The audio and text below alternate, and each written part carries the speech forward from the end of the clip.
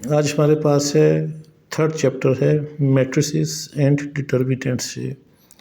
तो अगर आप देखें तो यहाँ पे लिखा हुआ है कि मैट्रिसेस जो होता है ये जो लीनियर इक्वेशंस होती हैं जो कि आप अपनी प्रीवियस क्लासेस के अंदर पढ़ चुके हुए हैं, उनको सॉल्व करने के बहुत सारे मेथड्स होते हैं लीनियर इक्वेशंस को।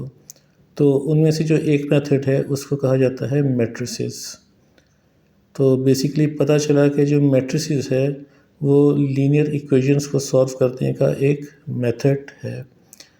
तो मैट्रिसेस जो है वो प्लूरल वर्ड है, यानी कि जमा के मानों में इस्तेमाल होता है, और अगर एक हो तो वो कहलाएगा मैट्रिक्स। तो अब अगर आप इसके नेक्स्ट पेज के ऊपर आएँ विच इज़ 56, तो यहाँ पे आपको मैट्रिक्स की डेफिनेशन दी हुई है कि a matrix is a rectangular arrangement of numbers.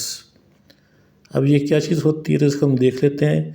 सबसे पहले आप देखें कि इसी की एग्जांपल में देखें कि जो उन्होंने नंबर्स लिखे हुए हैं उनको एक स्पेशल ब्रैकेट्स के अंदर लिखा गया है। तो देयरफॉर वी कैन से कि जो मैट्रिक्स होता है उसमें जो नंबर्स लिखे जाते हैं जिनको आपने सॉल्व करना होता है उनको एक रेक्टेंगुलर ब्रैकेट के अंदर लिखा जाता है। तो ये आप देख रहे हैं यहाँ पे ये ब्रैकेट्स लगी हुई हैं।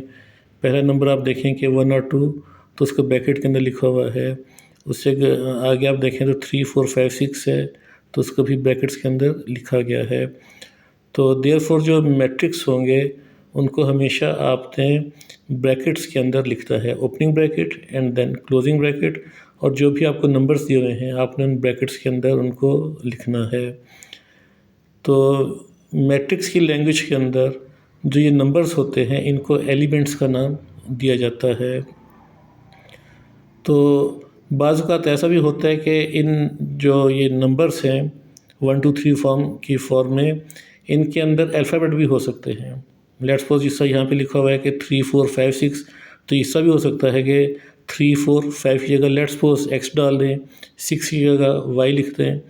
तो इसके अंदर अल्फ़ाबेट भी आ सकते हैं और नंबर्स भी आ सकते हैं, और उनको हम एलिमेंट्स का नेम देते हैं। लेकिन उनको लिखना आपने किसके अंदर है, ब्रैकेट के अंदर लिखना है, जो कि हमारे पास सिंबल होता है मैट्रिक्स का जी। अब इससे नीचे अगर आप देखें तो यहाँ पे इन्होंने आपको दिया हुआ है मॉडल मैट्रिक्स जी, कि मैट्रिक्स को कैसे रिप्रेजेंट करना है। तो अगर आप इसकी तरफ आ जाएं तो मैट्रिक्स का जो एक आपने नाम रखना है जिसको आपने कैपिटल लेटर से रिप्रेजेंट करना है, जैसे यहाँ पे इन्होंने इसको क्यू से रिप्रेजेंट किया हुआ है। तो रिप्रेजेंटेशन किसी भी अल्फ़ाबेट से हो सकती है, ए से भी हो सकती है, बी से भी हो सकती है, यानी ए से लेकर जी तक आप कोई सा भी अल्फ़ाबेट यूज़ कर सकते हैं। तो ये तो इसकी होगी रिप्रेजेंटेशन कि इसको किस नाम से आपने शो करना है। उसके बाद आपने मैट्रिक्स का जो साइन है which is opening and closing bracket, उसके अंदर आपने कुछ नंबर्स लिख दिए जो कि हमारे पास क्या कहलाते हैं, एलिमेंट्स कहलाते हैं। ये नंबर्स कितने होने चाहिए, मिनिमम एक नंबर होना ज़रूरी है। जिस तक आप ऊपर भी देखें ना तो यहाँ पे मिनिमम एक नंबर लिखा हुआ है जो कि 0 है, ठीक है।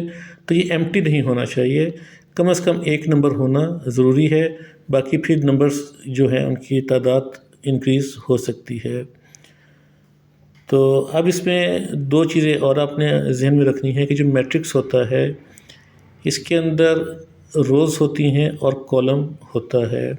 अब रो और कॉलम क्या चीज़ है, मैट्रिक्स के अंदर जिस वक्त आप हॉरिजॉन्टली मूव करते हैं फ्रॉम लेफ़्ट टू राइट, अब आप यहाँ पे देखें कि लिखा हुआ है 95, 93, 96, अगर आप एक लाइन लगाएं तो एक स्ट्रेट लाइन के अंदर मूव कर रहे हैं, और ये लाइन जो है वो लेफ़्ट टू राइट मूव कर रही है, जिसके अंदर ये नंबर्स आ रहे हैं 95, 93 और 96 एक ही लाइन है। तो ये कहलाई आपके पास रो नंबर 1। अब इसके नीचे आप आ जाएँ तो यहाँ पे आप देखें फिर एक हॉरिजॉन्टल लाइन है विच इज़ 97, 90 और 94, ये भी एक स्ट्रेट हॉरिजॉन्टल लाइन है जो कि लेफ़्ट टू राइट मूव कर रही है। तो ये भी क्या कहलाएगी, आपके पास रो कहलाएगी। तो इस मैट्रिक्स पे जिसको हमने क्यू से रिप्रेजेंट किया है इसमें 2 रोज़ हैं, जिसको देखा कि उन्होंने लिखा भी हुआ है कि 95, 93, 96 के आगे उन्होंने देखा यहाँ पे लिखा हुआ है रो नंबर 1, और जो दूसरी रो है जो है 97, 90 और 94, उसके आगे इन्होंने लिखा हुआ है रो नंबर 2। तो रोज़ ज़्यादा भी हो सकती हैं, मिनिमम 1 रो का होना ज़रूरी है। इसके अलावा जितने ज़्यादा एलिमेंट्स होंगे तो रोज़ जो हैं वो इंक्रीज़ हो सकती हैं, लेकिन वो चलेंगी हमेशा कहाँ पे, लेफ़्ट टू राइट हॉरिजॉन्टल आपने मूव करना है, तो वो रो आपके पास कहलाएगी। और सेकंड इसके अंदर आ जाता है कॉलम। कॉलम होता है आपके पास वर्टिकल लाइन जो टॉप से बॉटम की तरफ मूव करती है। अगर आप वर्टिकल में देखें तो यहाँ पे क्या लिखा हुआ है 95, और 95 के नीचे क्या लिखा हुआ है 97। तो ये एक आपके पास वर्टिकल लाइन बन गई है ऊपर से नीचे। अब आप आगे आ जाए तो फिर आपके पास क्या आ गई, सेकंड कॉलम आ गया जो कि 93 और 90 है। ये भी top to bottom vertical move कर रहा है। और तीसरी लाइन आप तीसरा कॉलम देखें तो ये 96 और 94, ये भी टॉप टू बॉटम नीचे मूव कर रहा है, तो ये एक कॉलम हो गया। अब आपने इसके अंदर एक बहुत इंपॉर्टेंट चीज़ याद रखनी है कि जो कॉलम्स होते हैं इनके दरमियान हमेशा गैप आएगा। आप देख रहे हैं जो पहला कॉलम है 95 97 वाला जो आ रहा है कॉलम, अब जो अगला 93 है तो आप ये देखें कि 95 और 93 के दरमियान कोई साइन नहीं है, ना प्लस है ना माइनस है ना मल्टीप्लाई, कोई साइन नहीं है बल्कि गैप है। तो देयरफॉर कॉलम की पहचान ये होगी कि अगर ये 2 कॉलम है तो इनके दरमियान में कोई साइन नहीं होगा। मैं आपको यहाँ पे समझाने के लिए ये दिखा देता हूँ कि लेट्स सपोज अगर आप नेक्स्ट पेज पे एग्जांपल में आए ना यहाँ पे, तो यहाँ पे देखिए क्या लिखा हुआ है इन्होंने x+2 और 3। अब इसको आपने यूँ नहीं करना कि आप कहेंगे कि x और 3 एक कॉलम हो गया और 2 और 3 दूसरा कॉलम हो गया, नहीं। यहाँ पे आप देखें कि x और 2 के दरमियान प्लस का साइन आ रहा है, तो इसका मतलब है कि ये एक ही नंबर होगा। जब x की कोई वैल्यू होगी तो उस वैल्यू को आप 2 के साथ जब प्लस करेंगे तो एक ही नंबर बनेगा ना आपके पास। तो देयरफॉर अगर आपके पास 2 नंबर्स के दरमियान कोई प्लस माइनस मल्टीप्लाई या डिवाइड आ रहा होगा तो उसको एक ही काउंट किया जाएगा, उसको 2 काउंट नहीं किया जाएगा। तो इसलिए ये एक ही कॉलम है, यानी x+2 ऊपर से नीचे डाउनवर्ड आए 3 की जानिब तो आपके पास एक कॉलम कहलाया। और जहाँ पे आप आएंगे 5 से आए नीचे की जानिब मूव करें आप, तो ये y-4 लिखा हुआ है, ये भी एक ही काउंट होगा क्योंकि y अभी यहाँ पे तो अननोन है ना, तो इसका कोई ना कोई तो वैल्यू होगी। लेट्स सपोज इसकी वैल्यू सपोज के 6 है, तो 6 - 4 कितना आ जाएगा, 2 आ जाएगा, ठीक है। तो कोई भी नंबर यहाँ पे हो सकता है, तो लिहाजा 2 नंबर्स के दरमियान अगर कोई साइन आए तो उसको आपने कंसीडर नहीं करना, इस हिसाब से कंसीडर नहीं करना कि कोई अलग से कॉलम बन गया है, वो उसी का पार्ट होता है। तो अगेन हम यहाँ पे आते हैं अपने इस जगह पे कि यहाँ पे हमारे पास कितने कॉलम बन रहे हैं, 95 और 97 टॉप टू बॉटम एक कॉलम, और फिर 93 से 90 तक नीचे सेकंड कॉलम, और 96 से 94 टॉप टू बॉटम आप आ रहे हैं तो 3 कॉलम बन गए। तो यहाँ पे देखिए उन्होंने कॉलम को C से रिप्रेजेंट किया हुआ है कि C1 C2 और C3। तो इस केस के अंदर हमने देखा कि 2 रोज़ है और 3 क्या है इसके अंदर, कॉलम है। तो ये जो आपके पास हमने मेंशन करना होता है कि एक गिवन जो मैट्रिक्स है उसके अंदर कितने रोज़ हैं और कितने कॉलम है, उसे कहा जाता है ऑर्डर ऑफ मैट्रिक्स। तो अगर हम 57 पेज पे आएँ तो ये आपको ऊपर हेडिंग दी हुई है ऑर्डर ऑफ अ मैट्रिक्स। तो ऑर्डर ऑफ अ मैट्रिक्स क्या होता है कि इसके अंदर हमने ये बताना होता है कि जो गिवन मैट्रिक्स है उसके अंदर कितने नंबर ऑफ़ रोज़ है और कितने नंबर ऑफ़ कॉलम हैं जी। तो ऑर्डर ऑफ मैट्रिक्स जो होगा हमारे पास, इसमें जैसा यहाँ पे एग्जांपल में दिया हुआ है इन्होंने कि एक 5 और 3 2 एलिमेंट्स लिखे हुए हैं। सो अगर आप लेफ़्ट टू राइट मूव करें हॉरिजॉन्टली तो 5 आ गया, ये एक रो हो गई। अब नीचे आ जाए तो लेफ़्ट टू राइट मूव करें तो 3 क्या आ गया, सेकंड रो आ गई। तो इसमें 2 रोज़ हैं, तो देखिए आगे हमने लिख दिया कि इसमें 2 रोज़ आ गई। उसके बाद हम लिखते हैं बाई, और फिर अब आप आपको बताना है कि इसमें कॉलम कितने हैं। तो कॉलम होता है हमेशा आपके पास टॉप टू बॉटम वर्टिकल। तो आप टॉप टू बॉटम मूव करें तो 5 से नीचे हैं तो 5 और 3, ये आपके पास क्या आ गया, एक कॉलम आ गया। तो ये आपने लिख दिया 1, यानी 2/1। तो यहाँ पे 2 रिप्रेजेंट कर रहा है नंबर ऑफ़ रोज़ को और 1 रिप्रेजेंट कर रहा है यहाँ पे नंबर ऑफ़ कॉलम को।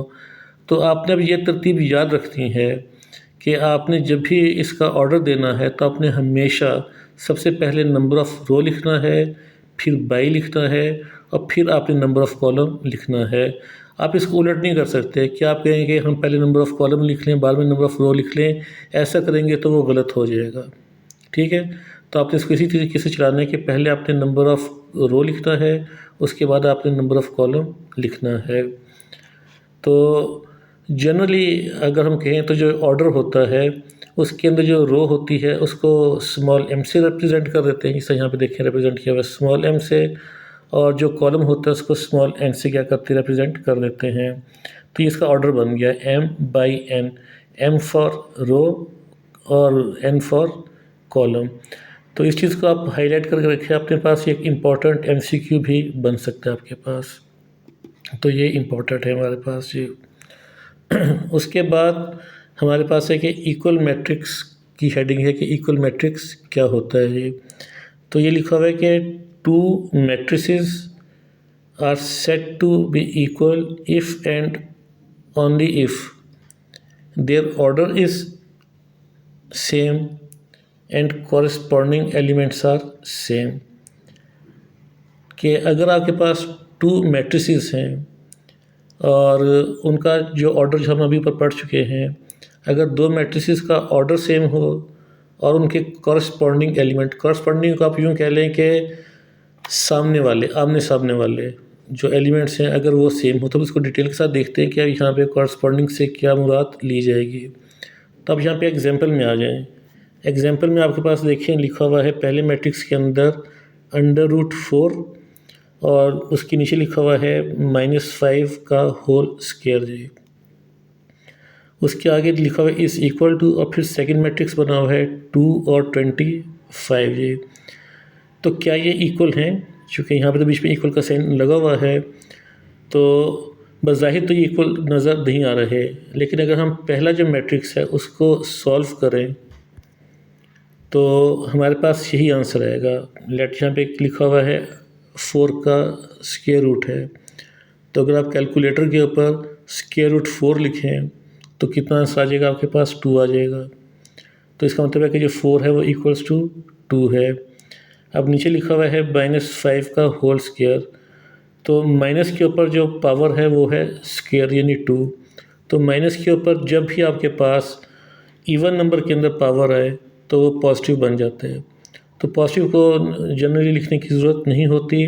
और 5 का स्क्वायर कितना होता है? 25, यानी कि 5 स्क्वायर मीन्स के 5 को 2 टाइम्स मल्टीप्लाई करें कि 5 × 5 तो कितना हो गया? 25। तो ये उसका आंसर आ जाता है। तो ये हमारे पास क्या हो गए? इक्वल हो गए।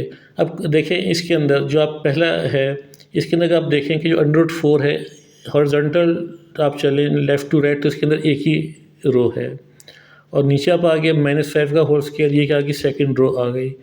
तो इसका आपके पास जो ऑर्डर है वो क्या बना कि इसके अंदर 2 नंबर ऑफ़ रोज़ हैं। अब आप इसका अगर कॉलम देखें तो आप टॉप टू बॉटम है, तो √4 से आप नीचे -5 होल स्क्वायर की तरफ, तो ये क्या हो गया? Number of column. तो इसका ऑर्डर क्या हो गया कि 2 नंबर ऑफ़ रोज़ और 1 नंबर ऑफ़ कॉलम जी। तो ये आप ऑर्डर अपने ज़हन में रख लें, फिर आप आगे आते हैं। अब सेकंड वाले में देखें कि लिखा हुआ है 2 और 25। अगर यहाँ का हम निकालें ऑर्डर तो 2 एक हॉरिजॉन्टल लाइन है, तो ये आपके पास एक रो हो गई, और 25 भी एक क्या है? हॉरिजॉन्टल लाइन है, तो 2 रोज़ हो गई। इसके अंदर भी 2 रोज़ हो गई। और अब टॉप टू बॉटम है, टॉप टू बॉटम है 2 to 25, तो ये क्या बन गया? एक कॉलम बन गया। तो इसका ऑर्डर भी क्या बन गया? 2/1, यानी कि 2 रोज़ और 1 कॉलम। और इसके अंदर भी क्या था? 2 रोज़ और 1 कॉलम।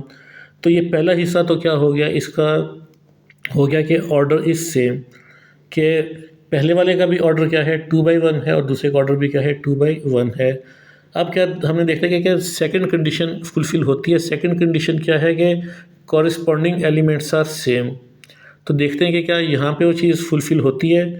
तो यहाँ पे कॉरस्पॉन्डिंग क्या लिखा हुआ है, यानी यहाँ पे जो नंबर है वो है √4, तो ये पहले नंबर पे लिखा हुआ है, यानी कि मैट्रिक्स स्टार्ट हो रहा है तो उसकी जो आपके पास रो है, तो रो कहाँ से स्टार्ट हो रही है? Left to right. तो पहला डिजिट क्या है? यहाँ पे √4।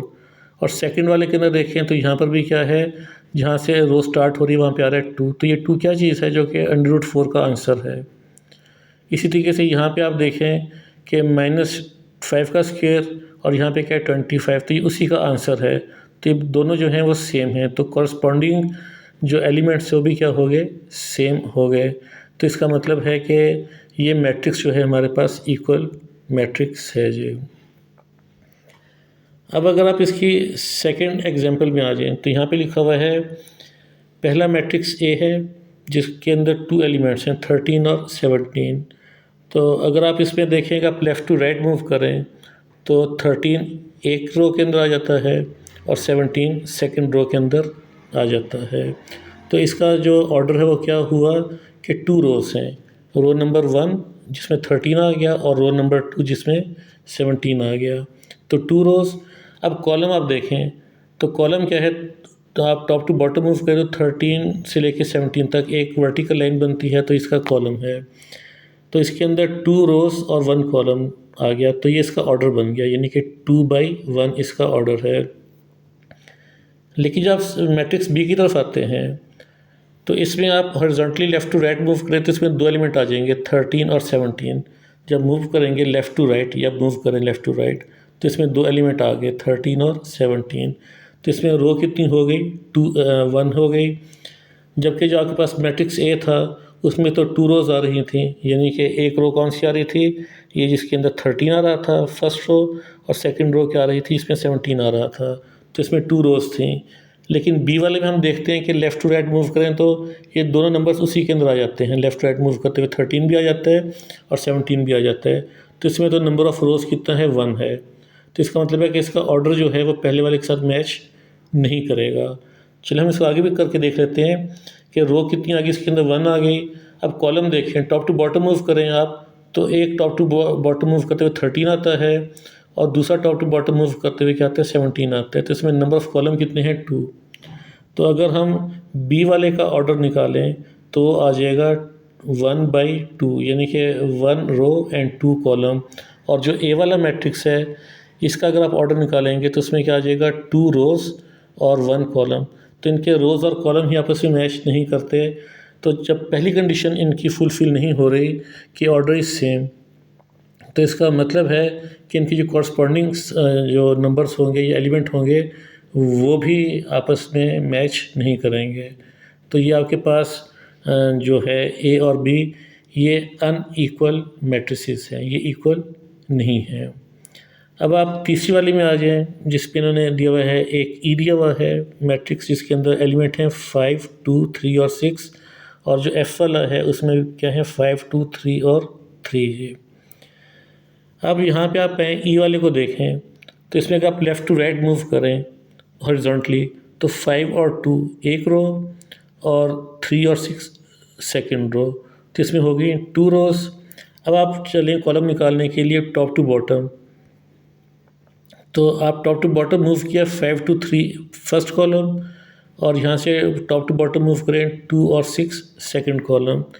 तो जो आपके पास मैट्रिक्स ई है इसका हमारे पास ऑर्डर बना 2/2 के 2 रोज़ हैं और 2 कॉलम हैं।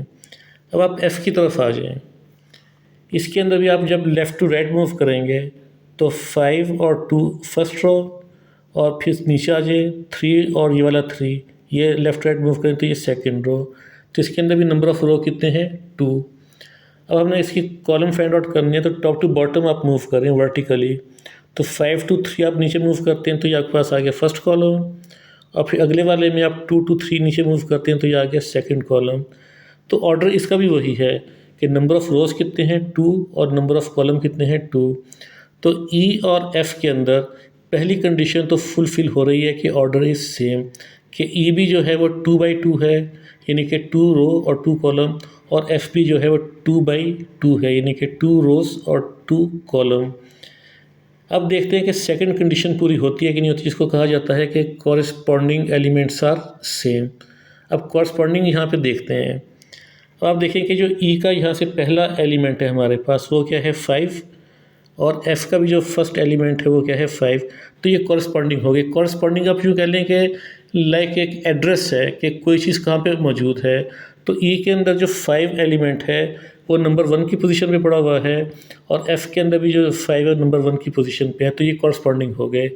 तो 5 और 5 कॉरस्पॉन्डिंग है। चलें, ये तो इतना ही सेट का क्या हो गया, सेम हो गया। फिर आप आ जाएँ कि जो सेकंड पोजीशन पे क्या लिखा हुआ है 2, और यहाँ पे सेकंड पोजीशन पे क्या लिखा हुआ है 2, ये भी सेम है ये। और यहाँ पे ई के अंदर थर्ड पोजीशन पे क्या है 3, और एफ के अंदर थर्ड पोजीशन पे क्या है 3, तो ये भी कॉरस्पॉन्डिंगली क्या है, करेक्ट है। लेकिन ई के अंदर फोर्थ पोजीशन के ऊपर क्या लिखा हुआ है 6, और एफ के अंदर फोर्थ पोजीशन पे क्या लिखा हुआ है 3, ये दोनों सेम नहीं है, क्योंकि वहाँ पे एलिमेंट कौन सा है 6 और यहाँ पे कॉरस्पॉन्डिंग कौन सा है 3। तो कॉरस्पॉन्डिंग का आप यूँ समझ लें कि ये एक एड्रेस है कि जो एलिमेंट पहले मैट्रिक्स के किस पोजीशन पे पड़ा हुआ है, तो कॉरस्पॉन्डिंगली सेकंड मैट्रिक्स के अंदर उसी पोजीशन के ऊपर क्या चीज़ या कौन सा नंबर आ रहा है। तो यहाँ पे ई मैट्रिक्स के अंदर फोर्थ पोजीशन पे 6 पड़ा हुआ है और एफ़ के अंदर फोर्थ पोजीशन पे 3 पड़ा हुआ है। तो यहाँ पे आके सिर्फ एक डिजिट ऐसा आ गया जिसकी वजह से ये सेम नहीं हो सके। तो आप ये नहीं कहेंगे जी कि चलें बाकी 3 तो कॉरस्पॉन्डिंगली सेम है तो एक को छोड़ देते, नहीं। आपके पास जो कॉरस्पॉन्डिंग एलिमेंट सेम है वो 100% सेम होने चाहिए। तो लिहाजा ये वाला जो हमारे पास केस था जिसमें ई और एफ़ आपको दिए गए थे, ये आपके पास फिर अनइक्वल हो गया। ठीक है, बज़ाहिर इनके अंदर जो नंबर ऑफ़ रोज़ और नंबर ऑफ़ कॉलम थे वो भी इक्वल थे, और जो इनके अंदर कॉरस्पॉन्डिंग एलिमेंट्स आ रहे थे वो भी पहली पोजीशन से लेके तीसरी पोजीशन तक सेम आ रहे थे। लेकिन फोर्थ पोजीशन के ऊपर आकर एलिमेंट चेंज हो गया कि ई के अंदर 6 है फोर्थ पोजीशन पे, और एफ़ के अंदर जो एलिमेंट है वो 3 है। तो ये आपस में सेम नहीं है, तो लिहाजा हम कहेंगे कि ये भी आपके पास जो ऑर्डर है, ऑर्डरली तो सेम है लेकिन मैट्रिसेस आर नॉट सेम। तो आज हमने इसके अंदर पढ़ा है, मैट्रिक्स की डेफिनेशन देखी हमने, फिर हमने देखा कि मैट्रिक्स के अंदर रो क्या होती हैं, कॉलम क्या होता है, फिर हमने देखा कि उनका ऑर्डर क्या होता है, कि जिसमें देखा कि जो नंबर ऑफ़ रोज़ होते हैं जिनको स्मॉल m से रिप्रेजेंट करते हैं उनको पहले लिखा जाता है, और जो नंबर ऑफ़ कॉलम होता है उसको हम स्मॉल n से रिप्रेजेंट करते हैं तो उसको बाद में लिखा जाता है। तो इसकी एक जनरल फॉर्म बन जाती है जिसको कहते हैं m/n। और फिर हमने इसके अंदर पढ़ा कि इक्वल मैट्रिसेस कौन से होते हैं, तो उसके लिए हमने 2 कंडीशंस देखी थी कि 2 मैट्रिसेस उस वक्त वो इक्वल कहलाएंगे कि जब उनका ऑर्डर सेम हो, मींस के दोनों मैट्रिसेस के अंदर नंबर ऑफ़ रोज़ और नंबर ऑफ़ कॉलम सेम हो, और कॉरस्पॉन्डिंग एलिमेंट्स भी उनके क्या हों, सेम हों। कॉरस्पॉन्डिंग एलिमेंट्स आपको दोबारा बता रहा हूँ कि मैट्रिक्स के अंदर जो एलिमेंट जिस पोजीशन पे लिखा होता है कि वो फर्स्ट पोजीशन पे है, सेकंड पोजीशन पे है कि किस पोजीशन पे है, तो वैसा ही एलिमेंट जो है वो दूसरे मैट्रिक्स के अंदर भी उसी पोजीशन पे हो, तो हम कहते हैं कि वो एलिमेंट जो हैं वो एक दूसरे के कॉरस्पॉन्डिंग हैं। तो अगर तमाम एलिमेंट्स जो मैट्रिक्स ए के और मैट्रिक्स बी के कॉरस्पॉन्डिंगली भी सेम हो, तो तब वो जाके जो 2 मैट्रिसेस होते हैं वो इक्वल कहलाते हैं। अदरवाइज़ वो जो होंगे वो अनइक्वल मैट्रिसेस कहलाएंगे।